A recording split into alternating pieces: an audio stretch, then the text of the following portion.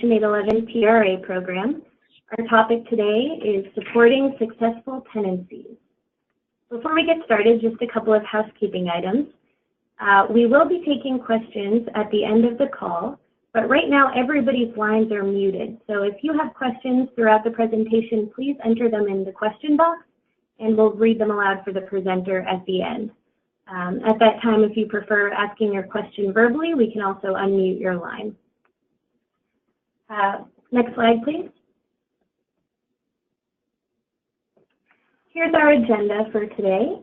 We'll be covering a variety of topics around supporting tenancies, including community-based support, pre-tenancy support, and tenancy sustaining support. We'll also be talking about target populations, who provides the support, and funding sources for support. Next slide, please. So as many of you know, this webinar is part of a larger series that we've conducted. This is the 7th webinar of the new staff series. This program has been around long enough that there's, natural turnover, so it's great to have some training materials available for new staff who are beginning to work on the 811 program, in addition to some refreshers for those of you who have been doing this for a while. Next slide, please. So, like I mentioned, this is number 7 of the webinar series. And just to let you all know, that webinar number 5 has been rescheduled for April 26th. So you should have received an invitation for that. And in its place, a couple of weeks ago, we did host 2 reasonable accommodation webinars. All of these webinars are going to be posted on the HUD Exchange website. They're being recorded and they will be available to you all in the coming weeks. So without further ado, I'm going to turn it over to our presenter, Sherry Lurch of the Technical Assistance Collaborative. Sherry? Good afternoon, everyone. Thank you for joining today's webinar on best practice supports. And I want to begin by saying that we would refer to this as a level setting webinar. We're not going to go into the weeds or, a lot of detail around many of the topics we're going to cover. This is really intended to provide an overview for all of you and a good, understanding, a level understanding of tenancy services and supports. We will have some time for questions at the end, which we can pursue additional understanding or questions from you where you need clarification or want additional information. But if we get into really some detailed content that you're looking for, we may need to talk about possibly setting up either some offline discussion or a future webinar where we could get into the next level of a conversation. So we're going to start with, what does best practice tell us that it takes to access and sustain permanent supportive housing? This is an approach that is a very effective approach. It's been proven to work very well for individuals, but we have to keep in mind that individuals being supported through PSH, permanent supportive housing, do face or have a number of life challenges. Folks may have mental health disorders, substance use disorders. They may have histories of homelessness, institutionalization. They have limited resources. So it takes focus and effort and support for individuals to be successful in both obtaining housing as well as successfully maintaining that housing.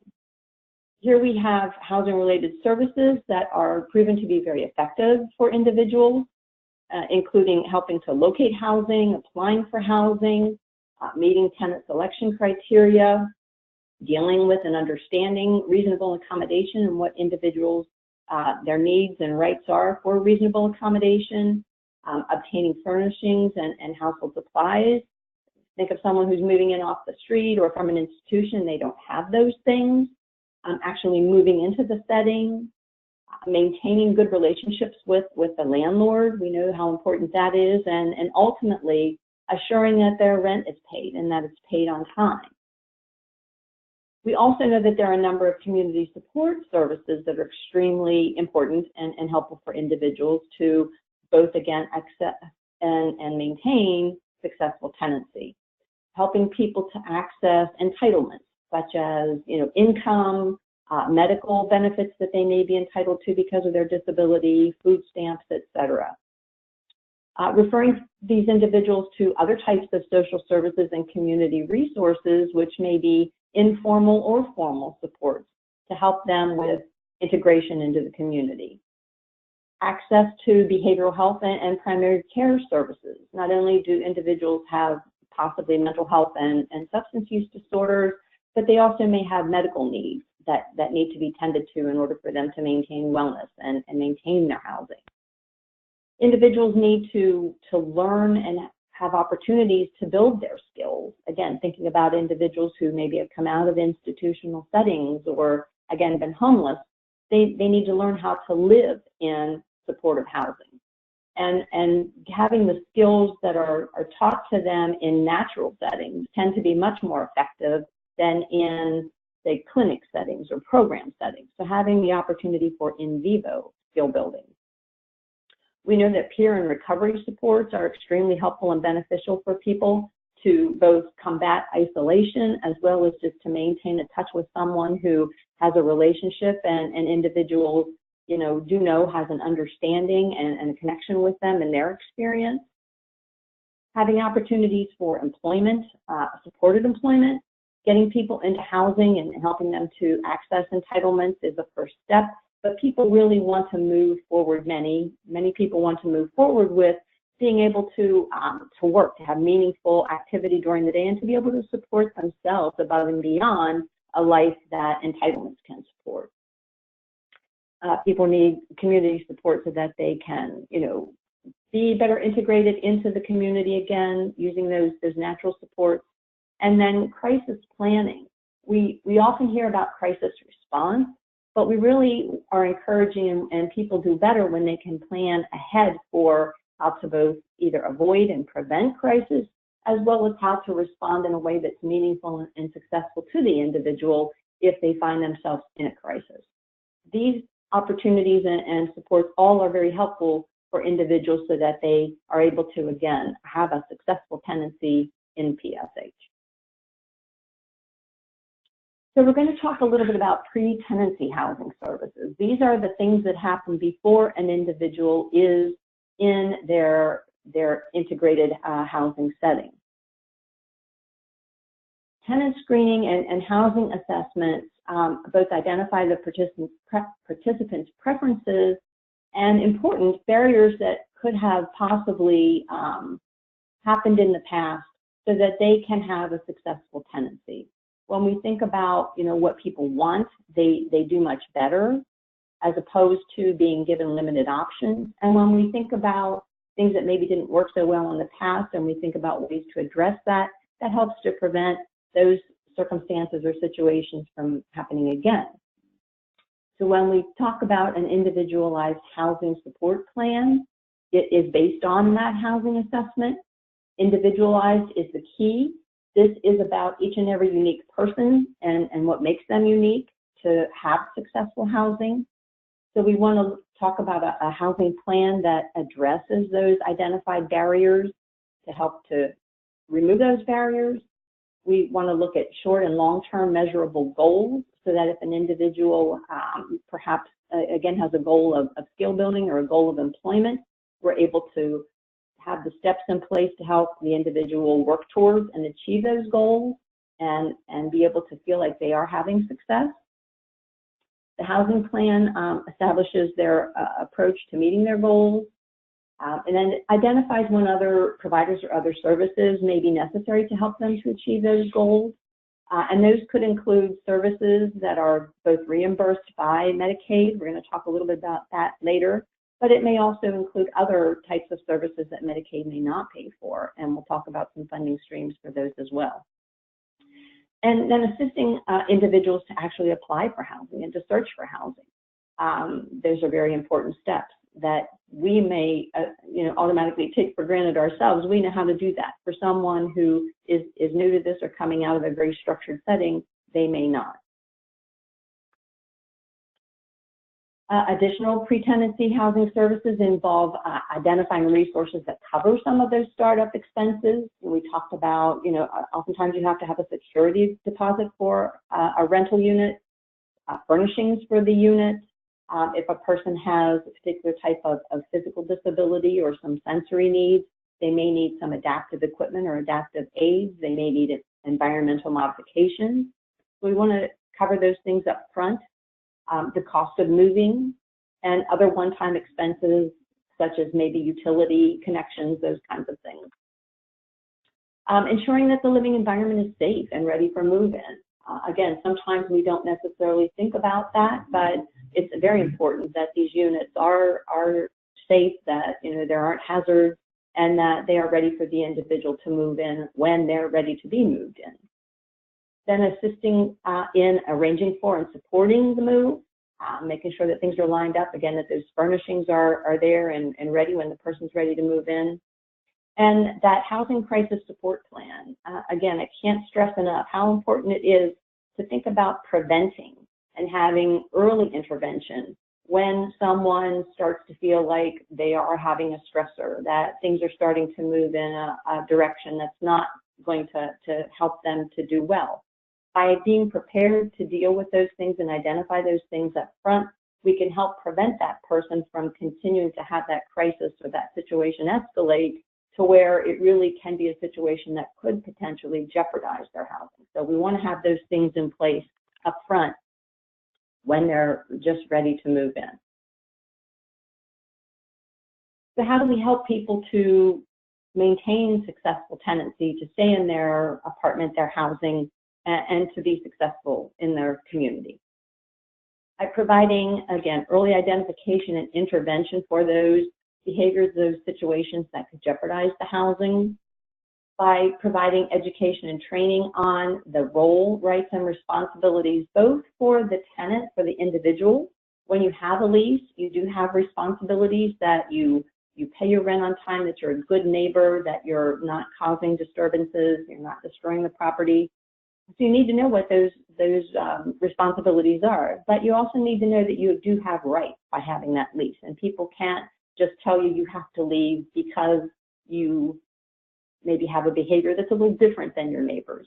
So having the individual understand that, and having the landlord understand that, and have the individual understand that the landlord also has responsibilities to make sure that that apartment is safe, that it's well maintained, etc.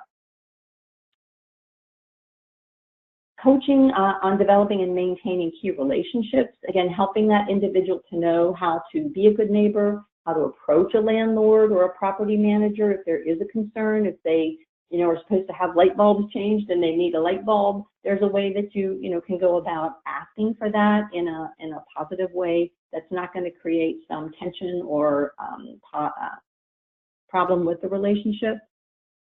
And assisting when there are some disputes, if there are issues with the neighbor, to be able, again, to get in there with some early identification of a potential problem, to coach the individual in how to ask the question, how to approach a neighbor, how to have a relationship in such a way that it's going to have a positive outcome, as opposed to potentially risk eviction for the individual or a problem within their housing situation. Being able to link the person with community resources that, again, can help them to have the supports that they need in order to stay successful in their unit. Assistance can be provided with recertification if that's needed, either of the unit or for their housing assistance or their entitlements. Coordinating with the tenant to regularly look at their housing support plan and their crisis plan. Things change for individuals as they're moving forward with their recovery, being able to update that on a regular basis so that if there are additional needs or additional goals, things that they want to achieve or need to continue to move forward, that can be addressed and helps to keep the individual successfully housed in their apartment. And then again, just ongoing training on being a good tenant, being a good neighbor, lease compliant. In addition to these housing-related services, which we refer to them as, there are a whole array of community-based services that, depending on the individual, their choices, their needs, their goals, that they could benefit from. Certainly, both outreach and inreach. Inreach meaning that services come into and are brought into the individual where they're at.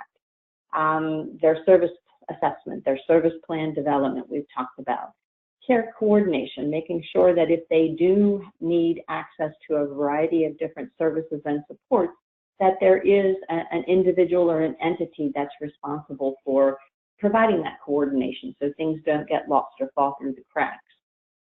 Assistance with those daily living skills, which I talked about a little earlier, knowing how to balance your checkbook and how to grocery shop to buy healthy foods within your budget.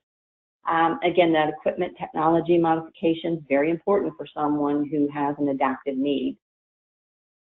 Again, job skills and education, very important for an individual to have that meaningful activity and know that there are opportunities that lie ahead for them so that they can work towards achieving not just stable housing, but also meaningful activity for their future.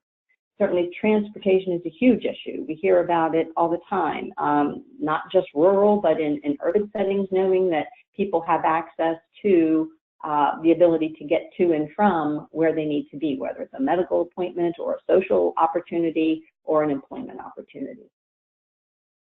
Support groups, family caregiver support, health management, again, making sure that people are taking care of themselves physically, promoting wellness to prevent health conditions and issues which could jeopardize their ability to stay independently housed. Certainly being involved in counseling and therapy.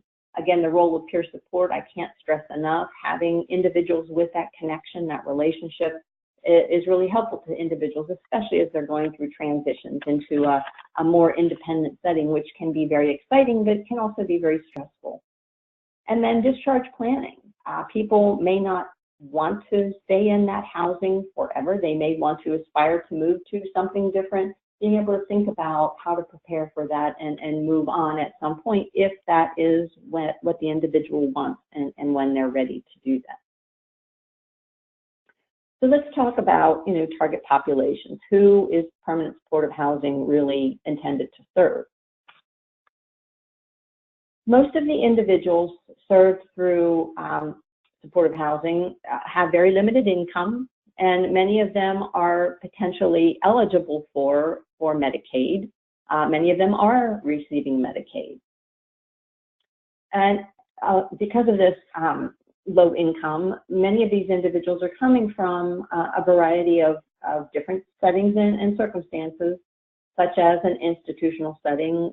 For example, it could be a hospital, it could be a psychiatric hospital, it could be a nursing home for someone who's elderly or disabled. It could be an interim care facility for someone with intellectual or developmental disabilities. These could be youth, transition age youth, who are coming from a residential treatment center that's been highly structured, very intensive. People could be coming from assisted living facilities that they don't have a lot of choice and independence there and want to move into greater independence. Many individuals have homelessness in their history. They may have chronic homelessness where they've been homeless for a long period of time or had several episodes of being homeless. Lots of, no structure there and lots of choices, though those choices aren't always good choices. So again, individuals who will really be moving into a different type of environment. Individuals coming out of correctional settings, jails and prisons. Youth, again, who may have been in foster care previously. And other settings that don't necessarily meet common community-based setting requirements, which really do require that people have choice and that they're not in large congregate type settings, but they really are integrated into their community. So potential target populations include individuals with mental illness, and that includes individuals that have pretty extensive history of mental illness and very serious mental illness. They can be served with appropriate supports in permanent supportive housing. Seniors and people with physical and other types of disabilities also can do quite well in PSH. Individuals with intellectual and developmental disabilities, and individuals who are homeless or at risk of homelessness. Now, when we think about these populations, they are very different and have very different needs, and that's why the individual service plan and the individual supports are very important, that they're targeted to the actual person and the target population that they represent. So who provides the services? The staff who provide housing-related services are referred to and known by different titles. A lot of times it does depend on the system. It may depend on the arrangement that a particular housing program is designed, how it's designed. But staff could be referred to as case managers. Sometimes they're referred to as transition coordinators. They can be referred to as navigators, housing specialists, or housing coordinators. And depending on the title and the role that's assigned with each of these, case managers could do certain functions, certain parts of the housing-related services, whereas housing specialists may perform other types of those services. So it's very important to understand who all of the involved parties are and what their roles are. Providers may be distinct housing specialists that are providing a standalone service that is really very specific to some of those acquisition and sustaining services we talked about just a few minutes ago. It could be a housing specialist within a team approach. We talk a lot about assertive community treatment, which is an approach, a team approach for individuals with serious and chronic mental health conditions. That team consists of individuals that have a variety of different roles and functions and responsibilities, and one of those roles can be a housing specialist that really focuses on many of these services and supports to help people access housing and sustain that successful tenancy. And individuals or staff could be providing housing-related support as part of a broader case management service. Case management, targeted case management can be broad, and it can encompass not just housing, but helping people to access treatment, helping people to access employment, a variety of different needs that they may have. So if you have a distinct housing specialist with a standalone service, it will be a bit different from having a case manager who has a variety of different duties. But nonetheless, all of the services and supports that an individual needs need to be covered and provided. So how do we pay for these services? Again, there are many different approaches depending on the particular state and the particular population. Medicaid, more and more, has been looked at as a funding source for, I'm sure as many of you know, a variety of community-based services and supports. Excuse me. And there are lots of reasons for this, but because it is becoming more and more of a meaningful player and funder in the behavioral health system, we want to cover several of these different options. But it's important to understand, and CMS is very clear about this, that Medicaid cannot pay for, CMS does not provide federal financial participation for room and board in home and community-based services, whether that's permanent supportive housing or another type of arrangement. If it's not a treatment, 24-hour treatment setting, room and board is not covered by Medicaid. But Medicaid can assist states with covering certain housing-related activities, services, and support. So separating the housing from the services and support. Every state has a Medicaid state plan. So regardless of what state you're sitting in right now listening to this call, your state has a Medicaid state plan, and that is the agreement between the state and the federal government about what Medicaid will pay, who it will pay for, who it will cover, what the services will be, et cetera, et cetera. The state plan can include services like targeted case management. That is a very specialized service that is intended to help individuals with certain types of disabilities, and that's laid out in the agreement.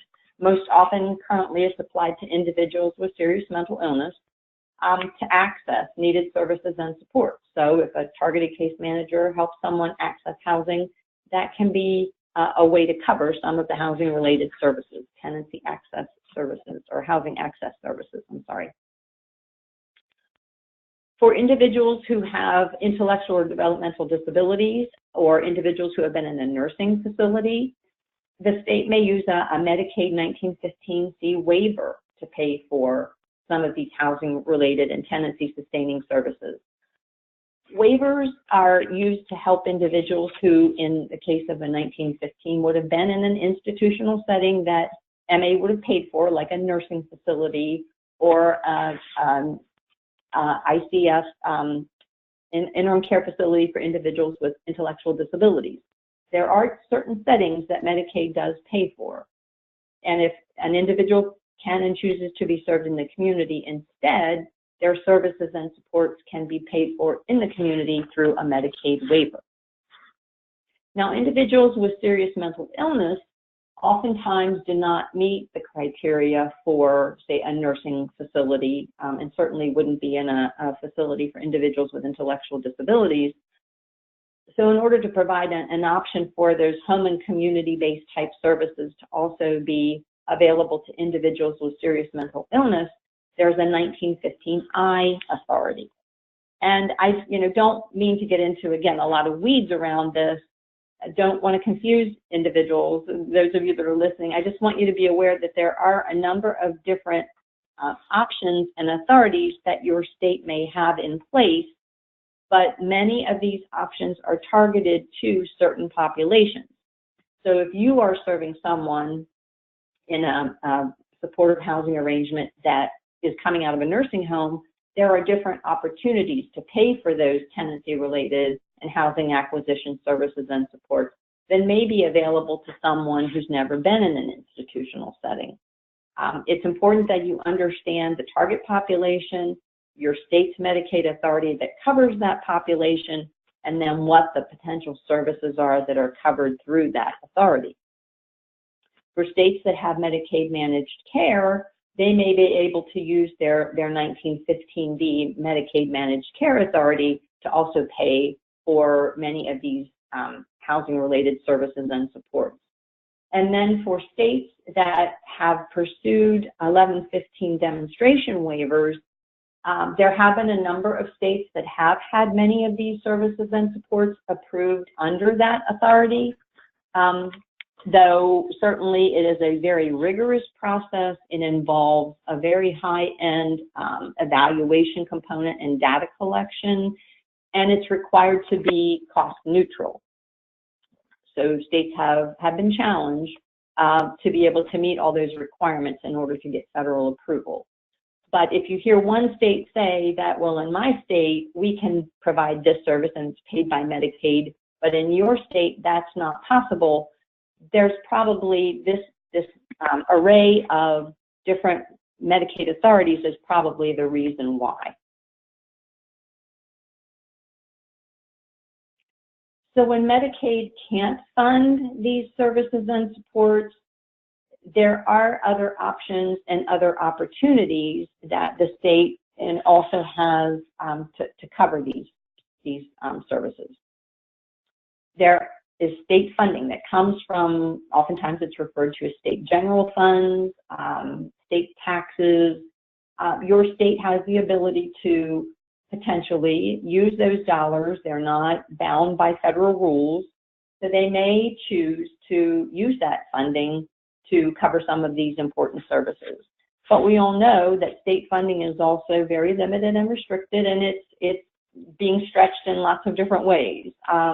But it really does require people to be at the table and advocating for that state funding to maybe fill a particular need or gap that potentially Medicaid doesn't pay for, or to serve a different population. The mental health block grant, which comes from the federal government, can also be used to cover some of these services and supports. Again, it's oftentimes it's not being increased, and in fact, oftentimes it's been reduced over the years. Lots of demand for those dollars and those services, but it is an opportunity that can be explored. For individuals who have HIV or AIDS, Ryan White funds can be used to cover many of these services and supports for that target population. And continuums of care are a resource that are receive federal funding that can be used to fund both housing as well as some support services for individuals who are homeless, involved with chronic homelessness.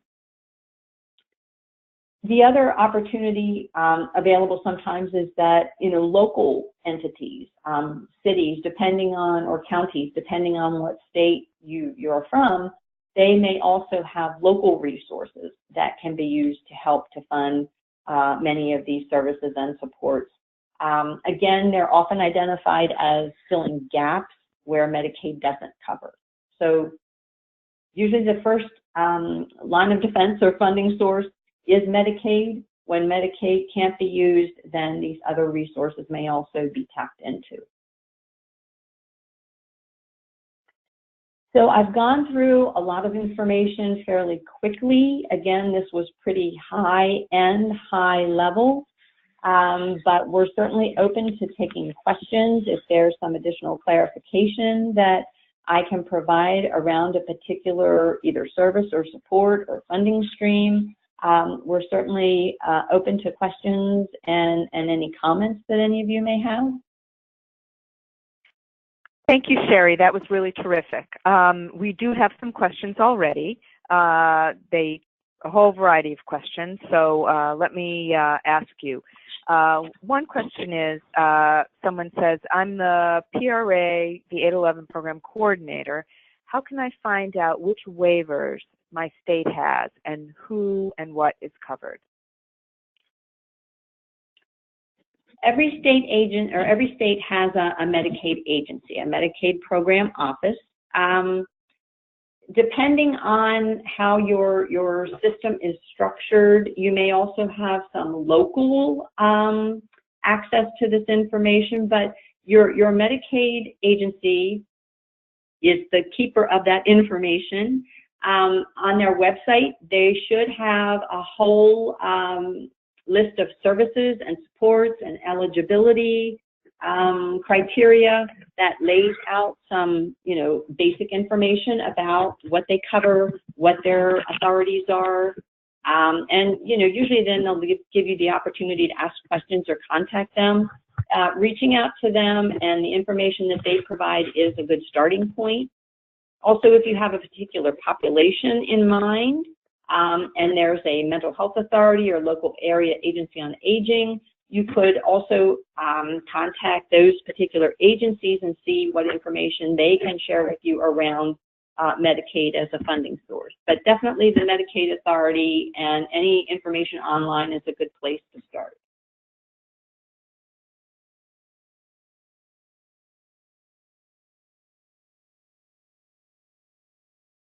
Next, Lisa. Sorry, I'm sorry, I was talking to with the mute button. Are there existing standardized housing screening assessment tools and standardized housing support planning tools available to programs? I know that there are toolkits. SAMHSA has a toolkit around permanent supportive housing. It's an evidence-based practice kit.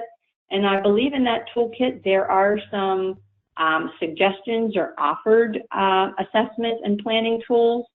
I think you want to tap into your local or your state systems, though, to determine if they have particular tools, assessment or planning tools that they want you to use for a particular population. I don't know if Gina or Lisa, if you have any other thoughts about that.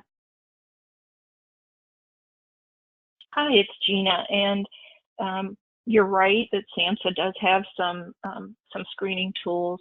Also, many states have developed either regional or statewide housing assessment tools. Some are in piloting stages using them. Some have been using them for years. Depending upon the group that's providing the service, like a assertive community treatment team, they would have a comprehensive assessment that would include a housing assessment. So they may not be using a separate assessment, or they might be.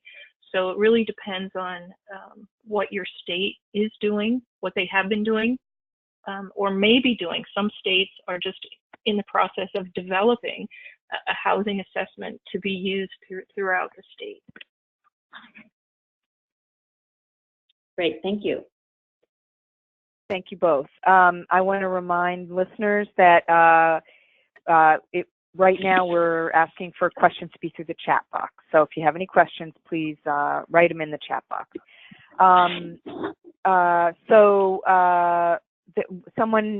There was a lot of discussion about specifically people transitioning from institutions or people who are homeless, and one of the listeners wants to confirm that adults on the autism who have autism spectrum disorder, for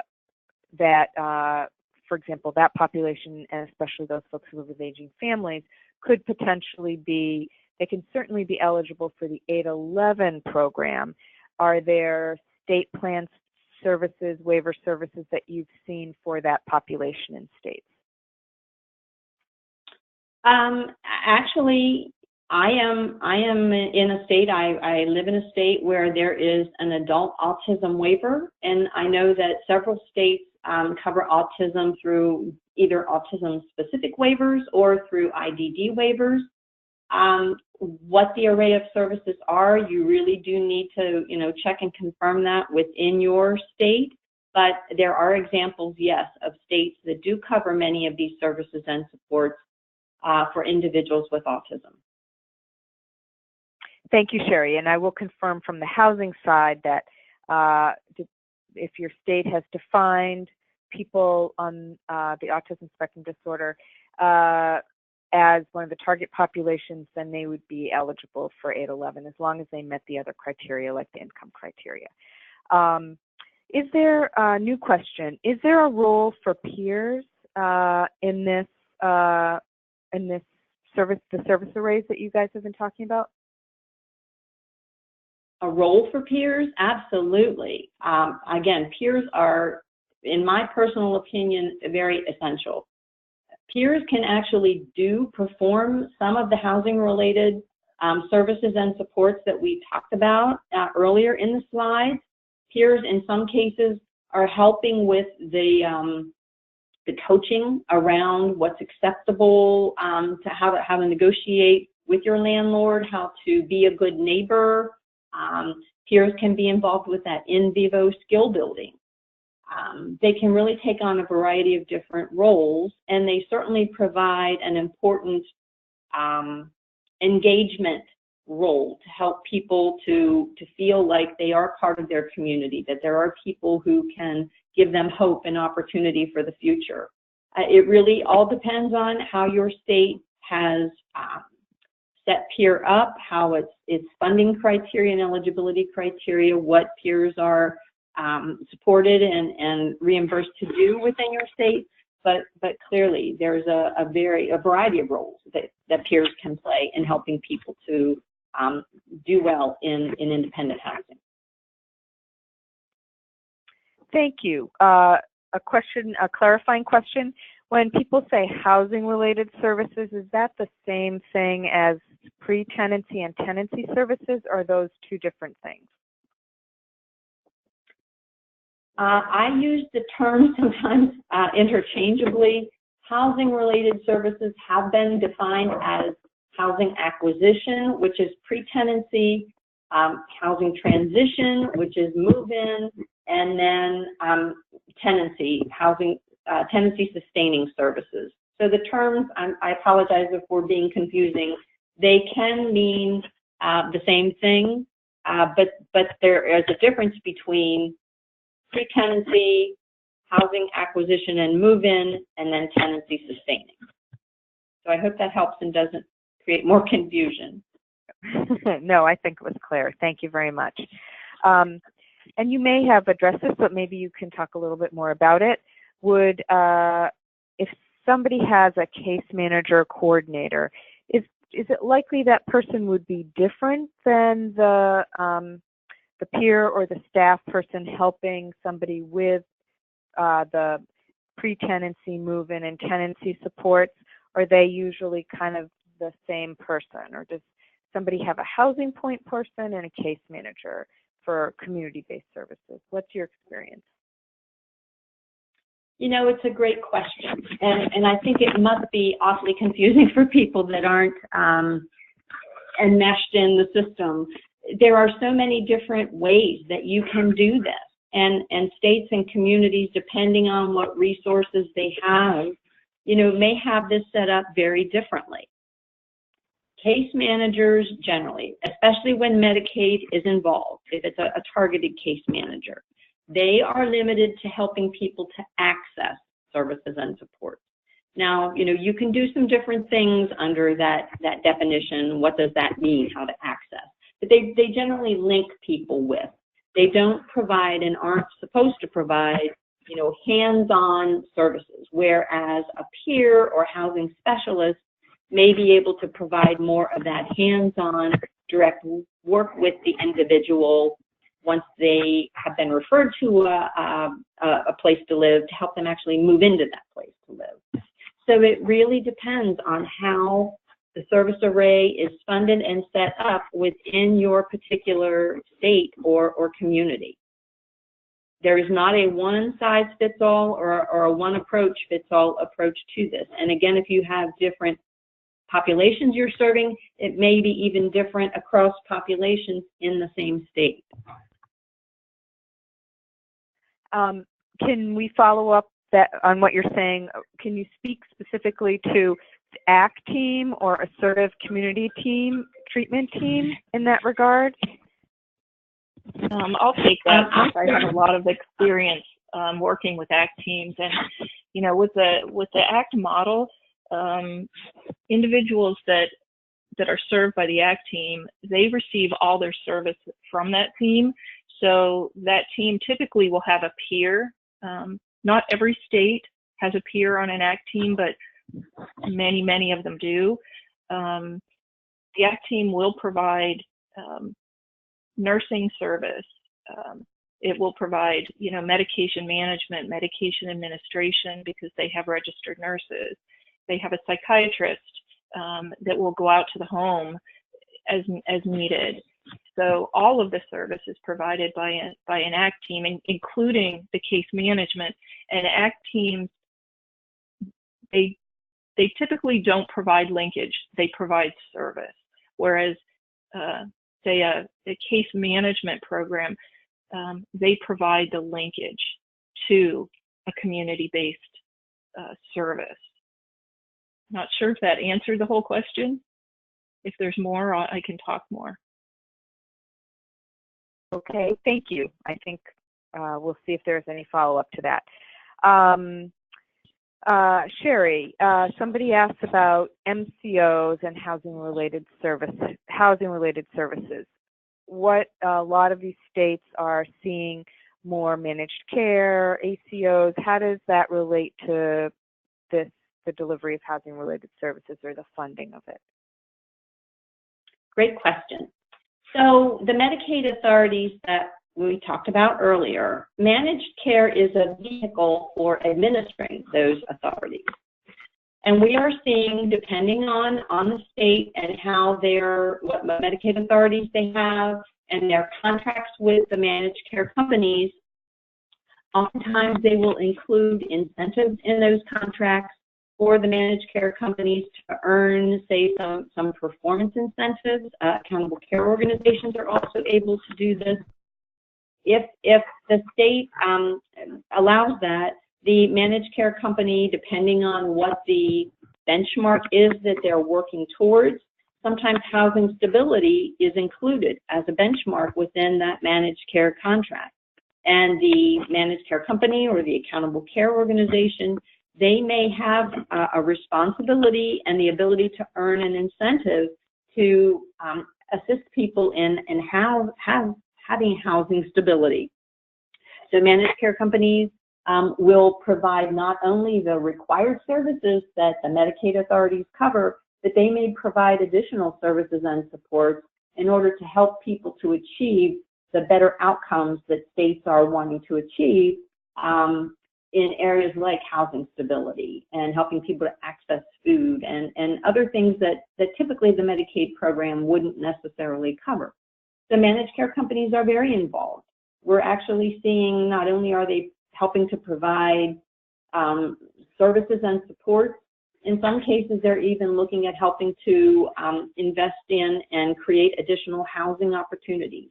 So depending on your state, and I will keep going back to that, you'll hear me say that again and again, but they are being very engaged, they're very interested, and they have incentives and reasons to want the members that they serve to do well, to be stable, and to have better health and behavioral health outcomes. I'm not sure if this is a question that you can answer because you've clearly said that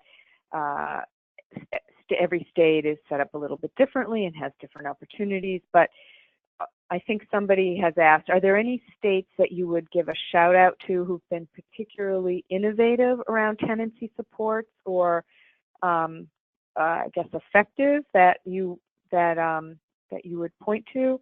It may not really be a fair question and you can pass on it, but if you think there are some, you don't want to have a favorite child, right?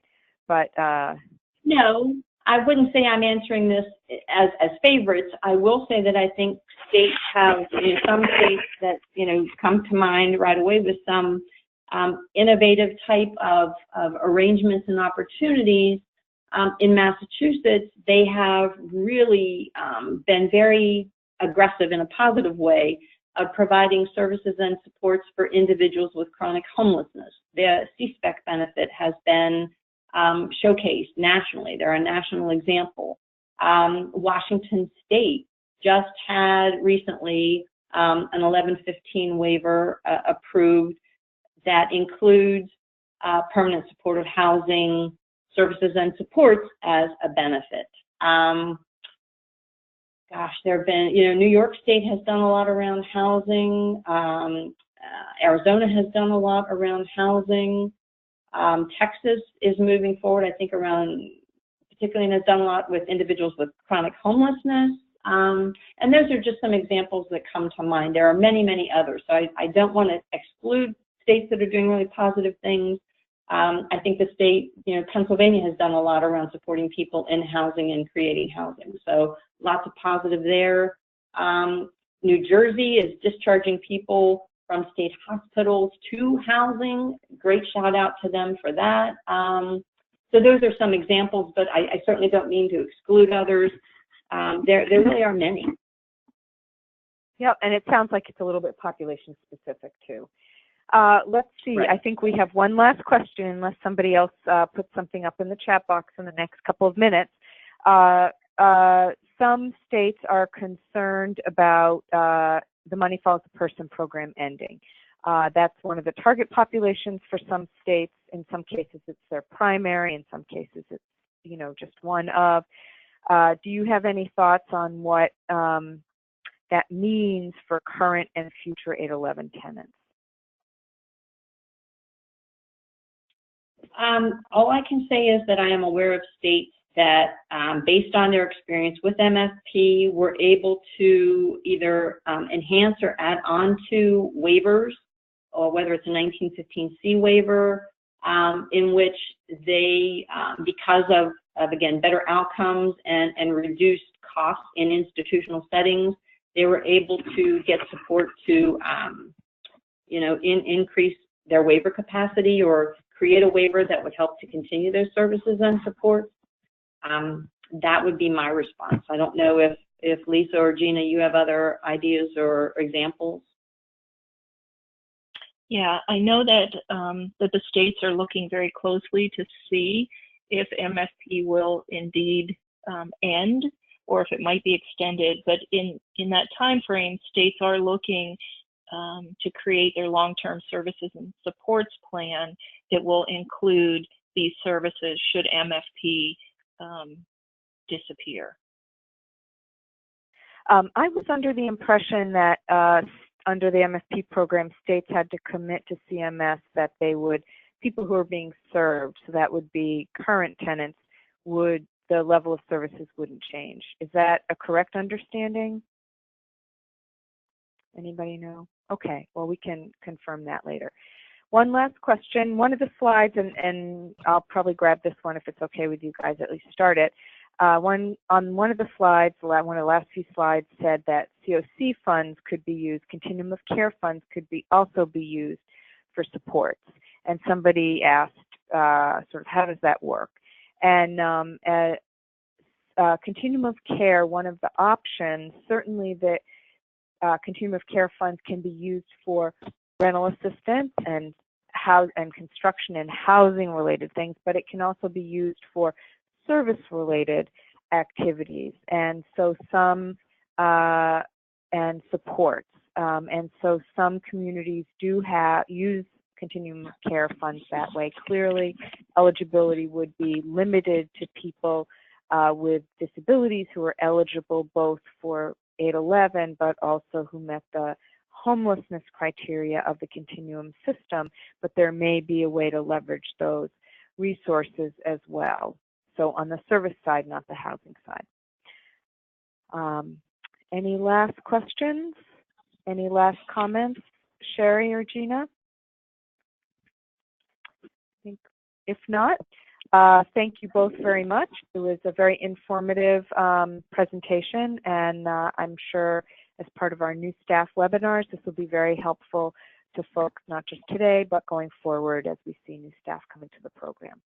So thank you again. Thanks everybody for joining us today, and we will talk to you in the next webinar. Thank you.